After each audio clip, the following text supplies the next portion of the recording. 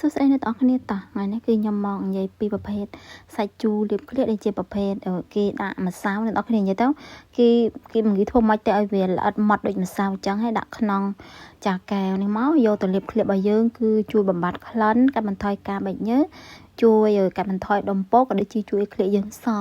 អានេះគឺខ្ញុំប្រើលើកដំបូងអ្នកទាំងអស់គ្នាគឺអត់មានក្លិនគេមួយថ្ងៃវល់ល្ងាចតែម្ដងហើយនឹងឃ្លាយើងគឺអត់បែកញើសទេចឹងនិយាយថាឃ្លាយើងអត់ភ្លៀងចាហើយគុណប្រយោជន៍គឺ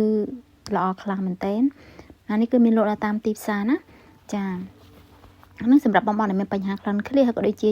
ឈប់ចង់ប្រើរ៉ូអនដូចខ្ញុំចង់ប្រើរ៉ូអនលឹងឃ្លាវាប្រឡាក់អាវហើយក៏អត់ចង់ប្រើលេឃ្លាអ្នកនរគ្នាអញ្ចឹងយើងប្រើប្រភេទសាច់ជូរនេះគឺល្អមែនតើណាសម្រាប់បងប្អូនណាដែលចង់បានគាត់អាចរកទិញតាមផ្សារបានណានេះគឺខ្ញុំទិញគេដែរតែអ្នកនរគ្នាប៉ុន្តែប្រើទៅល្អ